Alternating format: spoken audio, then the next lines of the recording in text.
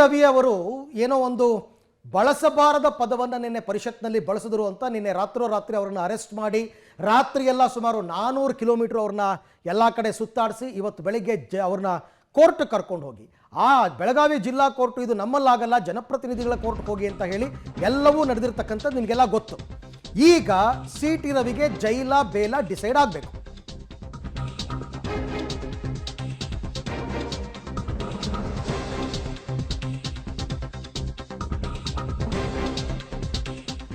ಹೈಕೋರ್ಟ್ನಲ್ಲೂ ಕೂಡ ನಡೀತಾ ಇದೆ, ಜನಪ್ರತಿನಿಧಿಗಳ ನ್ಯಾಯಾಲಯದಲ್ಲೂ ಎರಡೆರಡು ಕಡೆ ನಡೀತಾ ಇದೆ.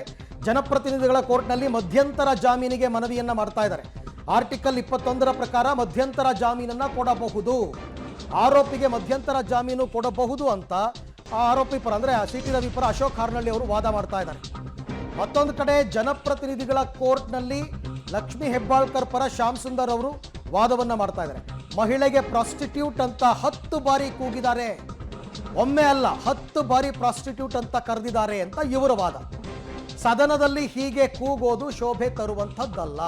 ಸದನದಲ್ಲಿ ಅಂತಾನೆ ಅಲ್ಲ, ಹೊರಗಡೆನೂ ಕೂಗಬಾರ್ದು, ಎಲ್ಲೂ ಕೂಗಬಾರ್ದು. ಒಂದು ವೇಳೆ ಕೂಗಿರೋದು ನಿಜನೇ ಆಗಿದ್ರೆ. ಸೊ ತನಿಖಾಧಿಕಾರಿ ಕೋರ್ಟ್ಗೆ FIR ಅನ್ನು ಈಗಾಗಲೇ ಕಳಿಸ್ಕೊಟ್ಟಿದ್ದಾರೆ ಅಂತ ಅಂದ್ಬಿಟ್ಟು ಅಲ್ಲಿಂದ ರಿಪೋರ್ಟ್ ಬಂದಿದೆ. ಬೆಳಗಾವಿ ಕೋರ್ಟ್ ಮುಂದೆ ಹಾಜರುಪಡಿಸಿದಾಗ ಇವತ್ತು ಬೆಳಗ್ಗೆ ಬೆಂಗಳೂರಿಗೆ ಕರ್ಕೊಂಡೋಗಿ ಜನಪ್ರತಿನಿಧಿಗಳ ಕೋರ್ಟ್ ಮುಂದೆ ಹಾಜರುಪಡಿಸಿ ಅಂತ ಅಲ್ಲಿ ಕೋರ್ಟ್ ಸೂಚನೆ ಕೊಟ್ಟಿದೆ.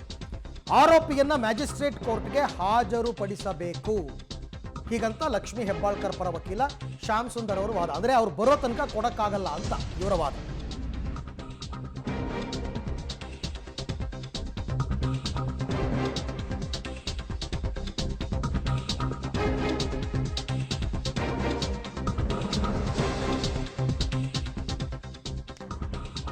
ಓಕೆ, ಈಗಾಗಲೇ ಆರೋಪಿಯನ್ನ ಬಂಧನ ಮಾಡಲಾಗಿದೆ. ಪೊಲೀಸ್ ಕಸ್ಟಡಿಯಲ್ಲೇ ಆರೋಪಿ ಇದ್ದಾರೆ. ರಿಮಾಂಡ್ ಅರ್ಜಿ ಕುರಿತು ವಾದ ಮಂಡನೆಯನ್ನ ಮಾಡಲಾಗ್ತಾ ಇದೆ. ಮ್ಯಾಜಿಸ್ಟ್ರೇಟ್ ಕೋರ್ಟ್ನಲ್ಲಿ ಜಾಮೀನು ಅರ್ಜಿ ವಜಾ ಆದರೆ ಅದನ್ನ ಸೆಷನ್ ಕೋರ್ಟ್ಗೆ ಬರಲು ಅವಕಾಶ ಇದೆ, ಸೆಷನ್ಸ್ ಕೋರ್ಟ್ಗೆ ತರೋದಕ್ಕೆ ಅವಕಾಶ ಇದೆ. ಹೈಕೋರ್ಟ್ನಲ್ಲೂ ಕೂಡ ಈಗ ಸಿ ಟಿ ರವಿ ಪರವಾಗಿ ವಾದವನ್ನ ಮಾಡಲಾಗ್ತಾ ಇದೆ. ಅವರು ರದ್ದತಿಯನ್ನ ಕೊಡಿ, FIR ರದ್ದತಿ ಕೋರಿ ಅರ್ಜಿಯನ್ನ ಹಾಕೊಂಡಿದ್ರು. ವಕೀಲ ಸಂದೇಶ್ ಚೌಟ ಅವರು ವಾದ ಮಾಡ್ತಾ ಇದ್ದಾರೆ.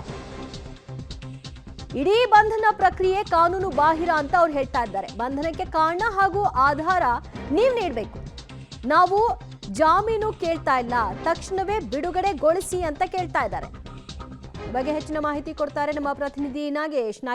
ಒಂದು ಕಡೆಯಲ್ಲಿ ಹೈಕೋರ್ಟ್ನಲ್ಲಿ, ಮಗದೊಂದು ಕಡೆಯಲ್ಲಿ ಜನಪ್ರತಿನಿಧಿಗಳ ಕೋರ್ಟ್ನಲ್ಲಿ ಸಿ ಟಿ ರವಿ ಅವರ ಕೇಸ್ಗೆ ಸಂಬಂಧಪಟ್ಟ ಹಾಗೆ ಅರ್ಜಿ ವಿಚಾರಣೆ ನಡೀತಾ ಇದೆ. ಈಗ ಹೈಕೋರ್ಟ್ನಲ್ಲಿ ಯಾವ ರೀತಿಯ ವಾದ ಆರಂಭ ಆಗಿದೆ? ದಿವ್ಯಾ, ಬಹಳ ಪ್ರಮುಖವಾಗಿ ಸಿ ಟಿ ರವಿ ಅವರು ಲಕ್ಷ್ಮೀ ಹೆಬ್ಬಾಳ್ಕರ್ ವಿರುದ್ಧ ಬಳಸಿದಂಥ ಅಶ್ಲೀಲ ಪದ ಪ್ರಕರಣಕ್ಕೆ ಸಂಬಂಧಪಟ್ಟಂತೆ ಸೆಷನ್ ಕೋರ್ಟ್, ಜನಪ್ರತಿನಿಧಿಗಳ ನ್ಯಾಯಾಲಯದಲ್ಲಿ ಮತ್ತು ಹೈಕೋರ್ಟ್ನಲ್ಲಿ ಅವರ ಜಾಮೀನು ಅರ್ಜಿ ಎರಡು ಕಡೆ ವಿಚಾರಣೆಗೆ ಬರ್ತಾ ಇದೆ.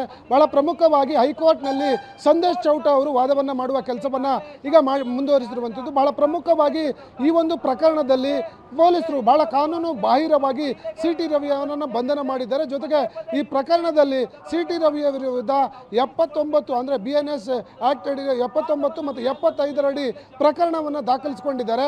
ಹಾಗಾಗಿ ಈ ಪ್ರಕರಣದಲ್ಲಿ ಎರಡೂ ಸೆಕ್ಷನ್ಗಳನ್ನು ಗಮನಿಸಿದಂಥ ಸಂದರ್ಭದಲ್ಲಿ ಒಂದು ಸೆಕ್ಷನ್ 3 ವರ್ಷಗಳ ಕಾಲಾವಧಿ ಶಿಕ್ಷೆ ಆದರೆ ಮತ್ತೊಂದು 1 ವರ್ಷಗಳ ಕಾಲ ಶಿಕ್ಷೆ ಆಗಿದೆ. ಹಾಗಾಗಿ ಈ ಪ್ರಕರಣದಲ್ಲಿ 41A ಅಡಿಯಲ್ಲಿ ನೋಟಿಸನ್ನು ಕೊಟ್ಟು ವಿಚಾರಣೆ ಮಾಡಬಹುದು.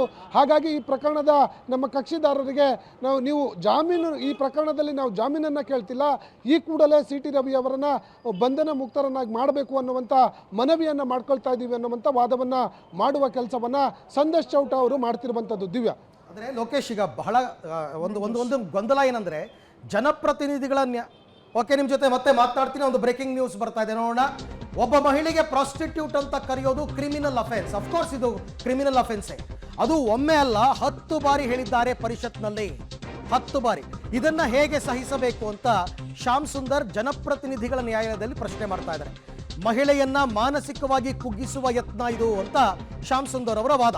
ಒಬ್ಬ ಮಹಿಳೆಗೆ ಈ ರೀತಿ ಕರಿತಕ್ಕಂಥದ್ದು ಕ್ರಿಮಿನಲ್ ಅಫೆನ್ಸ್, ಒಂದಲ್ಲ ಅಂತ 10 ಬಾರಿ ಹೇಳಿದ್ದಾರೆ. ಆಮೇಲೆ ಅದಕ್ಕೆ ಅವರು ಸಾಕ್ಷ್ಯನ ಕೊಡಬೇಕಾಗತ್ತೆ, ಆಡಿಯೋ ವಿಡಿಯೋ ಸಾಕ್ಷಿಯನ್ನ. ಇದನ್ನ ಹೇಗೆ ಸಹಿಸಬೇಕು ಅಂತ ಶ್ಯಾಮ್ ಸುಂದರ್ ಅವರು ಪ್ರಶ್ನೆ ಮಾಡ್ತಾ ಇದ್ದಾರೆ. ಬಟ್ ನಾನು ಹಾಗಂದೇ ಇಲ್ಲ ಅಂತ ಸಿ ಟಿ ರವಿ ಅವರ ವಾದ.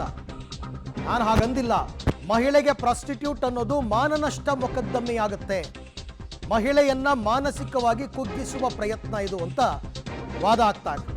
ಅದು ಮಾನನಷ್ಟ ಮೊಕದ್ದಮೆ, ಕ್ರಿಮಿನಲ್ ಅಫೆನ್ಸ್ನ ಅದು ಕೂಡ ಡಿಫಾಮೇಷನ್ ಕೇಸ್ ಆಗುತ್ತೆ. ಅದು ಮಾನಸಿಕವಾಗಿ ಒಬ್ಬ ಮಹಿಳೆಯನ್ನು ಕುಗ್ಗಿಸುವ ಪ್ರಯತ್ನ ಇದು ಅಂತ ಕೋರ್ಟ್ ಗಮನಕ್ಕೆ ತರುವಂತಹ ಪ್ರಯತ್ನವನ್ನು ಮಾಡ್ತಾ ಇದ್ದಾರೆ.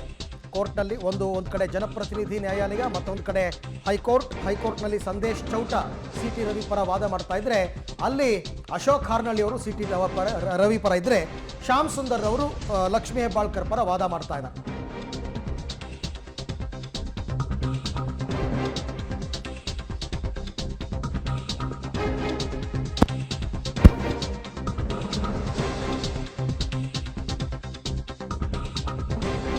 ಪ್ರತಿನಿಧಿಗಳ ಕೋರ್ಟ್ನಲ್ಲಿ ಶ್ಯಾಮ್ ಸುಂದರ್ ಅವರ ವಾದ ಮುಕ್ತಾಯವಾಗಿದೆ. ನಾಳೆ ವಿಚಾರಣೆ ತೆಗೆದುಕೊಳ್ಳಬಹುದಾ ಅಂತ ಜಡ್ಜ್ ಪ್ರಶ್ನೆ ಮಾಡಿದ್ದಾರೆ. ಈ ಪ್ರಕರಣದ ವಿಚಾರಣೆಯನ್ನ ನಾಳೆಗೆ ತೆಗೆದುಕೊಳ್ಳಬಹುದಾ ಅಂತ ಜಡ್ಜ್ ಕೇಳಿದ್ದಾರೆ. ಅಂದ್ರೆ ನಾಳೆ ಇನ್ನೂ ಕೂಡ ವಾದ ಮಾಡುವಂತಹ ಸಾಧ್ಯತೆಗಳು ಇದೆ. ಮಧ್ಯಂತರ ಜಾಮೀನಿಗೆ ಮನವಿಯನ್ನ ಮಾಡಿದ್ದಾರೆ ಈಗ ಅಶೋಕ್ ಹಾರ್ನಹಳ್ಳಿ ಅವರು. ಜನಪ್ರತಿನಿಧಿಗಳ ಕೋರ್ಟ್ನಲ್ಲಿ ಶ್ಯಾಮ್ ಸುಂದರ್ ಅವರು ಮಧ್ಯಂತರ ಜಾಮೀನನ್ನು ಅವರಿಗೆ ಕೊಡಕೂಡದು ಅನ್ನುವಂತಹ ವಾದವನ್ನ ಮಾಡಿದ್ದಾರೆ. ಮತ್ತು ಇಬ್ಬರ ವಾದವನ್ನ ಆಲಿಸಿದ ನಂತರದಲ್ಲಿ ಜಡ್ಜ್ ಹೇಳ್ತಿದ್ದಾರೆ ನಾಳೆ ಈ ಪ್ರಕರಣದ ವಿಚಾರಣೆಯನ್ನ ಮುಂದುವರಿಸಬಹುದಾ ಅಂತ. ಅದಕ್ಕೆ ಈಗ ಪ್ರತಿಯಾಗಿ ಏನ್ ಹೇಳ್ತಾರೆ, ಇಲ್ಲ ಇಂದೇ ವಿಚಾರಣೆ ಮುಕ್ತಾಯಗೊಳಿಸಿ ಅಂತ ಅಶೋಕ್ ಹಾರ್ನಹಳ್ಳಿ ಅವರು ಕೋರ್ತಾ ಇದ್ದಾರೆ. ಜನಪ್ರತಿನಿಧಿಗಳ ಕೋರ್ಟ್ನಲ್ಲಿ ಜಾಮೀನಿಗೆ ಸಂಬಂಧಪಟ್ಟ ಹಾಗೆ ಅರ್ಜಿ ವಿಚಾರಣೆಯನ್ನ ನಡೆಸಲಾಗ್ತಾ ಇದ್ದು, ಈ ಅರ್ಜಿಯ ವಿಚಾರಣೆಯ ಹೊತ್ತಿನಲ್ಲಿ ಅಶೋಕ್ ಹಾರ್ನಹಳ್ಳಿ ಯಾವ ರೀತಿಯಾಗಿ ಪೊಲೀಸರು ನಡೆಸಿಕೊಂಡಿದ್ದಾರೆ ಅನ್ನುವಂತಹ ವಿಚಾರವನ್ನ ಗಮನಕ್ಕೆ ತಂದರು. ನಂತರದಲ್ಲಿ ಯಾವೆಲ್ಲ ಪ್ರಕರಣಗಳನ್ನು ದಾಖಲು ಮಾಡಿದ್ದಾರೆ, ಈ ಕೇಸ್ನಲ್ಲಿ ಹಿಂದಿನ ನ್ಯಾಯಾಲಯಗಳು ಕೊಟ್ಟಿರುವಂತೆ ಮಧ್ಯಂತರ ಜಾಮೀನನ್ನ ಕೊಡಬಹುದು ಅನ್ನುವಂತಹ ವಾದವನ್ನ ಮಾಡಿದ್ದಾರೆ. ಈ ಕಡೆ ಶ್ಯಾಮ್ ಸುಂದರ್ ಅವರು ಇವರಿಗೆ ಜಾಮೀನನ್ನ ಕೊಡಬಾರದು ಅನ್ನುವಂತಹ ವಾದವನ್ನ ಮಾಡಿದ್ರು. ಅವರ ವಾದವು ಕೂಡ ಮುಕ್ತಾಯವಾಗಿದೆ. ಆದರೆ ನಾಳೆಗೆ ಈ ಒಂದು ಅರ್ಜಿಯ ವಿಚಾರಣೆಯನ್ನ ಕಂಟಿನ್ಯೂ ಮಾಡಬಹುದಾ ಅನ್ನುವಂತಹ ಜಡ್ಜ್ ಪ್ರಶ್ನೆಗೆ ಇಲ್ಲ, ಇವತ್ತೇ ಇದನ್ನ ಇತ್ಯರ್ಥಗೊಳಿಸಿ ಮಧ್ಯಂತರ ಜಾಮೀನನ್ನ ಕೊಡಿ ಅಂತ ಸಿ ಟಿ ರವಿ ಪರ ವಕೀಲರು ಅಶೋಕ್ ಹಾರ್ನಹಳ್ಳಿ ಅವರು ಜಡ್ಜ್ ಮುಂದೆ ಮನವಿಯನ್ನ ಮಾಡಿಕೊಂಡಿದ್ದಾರೆ. ಈಗ ನಾಳೆಗೆ ಮುಂದಕ್ಕೆ ಹಾಕ್ತಾರಾ ಅಥವಾ ಇವತ್ತಿಗೆ ಇತ್ಯರ್ಥಪಡಿಸ್ತಾರಾ? ಒಮ್ಮೆ ಆರೋಪಿ ಬಂಧನವಾದ್ರೆ ಜಾಮೀನು ಪಡೆಯೋದು ಹಕ್ಕು. ಹಿರಿಯ ವಕೀಲ ಅಶೋಕ್ ಹಾರ್ನಹಳ್ಳಿ ಅವರು ವಾದಿಸ್ತಾ ಇದ್ದಾರೆ. ಒಮ್ಮೆ ಆರೋಪಿ ಬಂಧನವಾದಂತಹ ಸಂದರ್ಭದಲ್ಲಿ ಅವರು ಜಾಮೀನನ್ನ ಪಡ್ಕೊಳ್ಳುವಂತಹ ಹಕ್ಕು ಅವರಿಗಿದೆ. ಅವರಿಗೆ ಜಾಮೀನನ್ನ ಕೊಡಬೇಕು, ಮಧ್ಯಂತರ ಜಾಮೀನನ್ನ ಕೊಡಿ ಅಂತ ಮನವಿ ಮಾಡ್ತಿದ್ದಾರೆ. ಈಗಾಗಲೇ ಸಿ ಟಿ ರವಿ ಅವರ ಬಂಧನ ಆಗಿದೆ. ನಿನ್ನೆ ಸಂಜೆ ಬಂಧನವಾಗಿರೋದು. ಇಲ್ಲಿಯವರೆಗೂ ಪೊಲೀಸ್ ಕಸ್ಟಡಿಯಲ್ಲಿದ್ದಾರೆ. ಅವರಿಗೆ ಮಧ್ಯಂತರ ಜಾಮೀನನ್ನ ಕೊಡಿ ಅನ್ನುವಂತಹ ಮನವಿಯನ್ನ ಮಾಡಲಾಗಿದೆ. ಕೇಸ್ ಡೈರಿ ನೋಡುವ ತನಕ ಮಧ್ಯಂತರ ಜಾಮೀನು ಕೊಡಬಾರದು ಅನ್ನುವಂತಹ ಪ್ರತಿವಾದವನ್ನ ಮಾಡಿದ್ದಾರೆ ಶ್ಯಾಮ್ ಸುಂದರ್.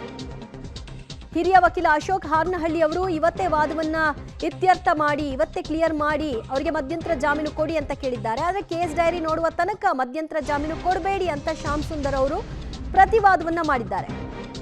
ಇದು ಪ್ರಮುಖವಾಗಿ ಆರೋಪಿ ಅದು ಆತನ ಹಕ್ಕು ಅಂತಂದ್ರೂ ಕೂಡ ಪ್ರಕರಣದ ತೀವ್ರತೆ ಮತ್ತು ಆರೋಪಿಯ ಮೇಲೆ ಬಂದಿರತಕ್ಕಂಥ ಆರೋಪ ಎಂಥದ್ದು ಅಂತಕ್ಕಂಥದ್ದನ್ನ ಕೋರ್ಟ್ ನೋಡುತ್ತೆ.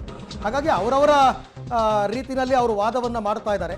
ಇವತ್ತೇ ಆದಷ್ಟು ಸಿ ಟಿ ರವಿನ ಬಿಡುಗಡೆ ಮಾಡಿಸ್ಬೇಕು ಅಂತಕ್ಕಂಥದ್ದು ಅಶೋಕ್ ಹಾರ್ನಹಳ್ಳಿ ಲೆಕ್ಕಾಚಾರ. ಸಿ ಟಿ ರವಿಯನ್ನ ತಕ್ಷಣ ಅರೆಸ್ಟ್ ಮಾಡುವ ಅವಶ್ಯಕತೆ ಏನಿತ್ತು ಅಂದ್ರೆ ಇಲ್ಲಿ ಪ್ರಶ್ನೆ ರೈಸ್ ಮಾಡ್ತಾ ಇದ್ದಾರೆ. ಅದು ಏನು ಪರಿಷತ್ಗೆ ಹೋಗಿ ಅವ್ರನ್ನ ಅರೆಸ್ಟ್ ಮಾಡ್ಕೊಂಡು ಬರುವಂಥದ್ದು ಏನಿತ್ತು?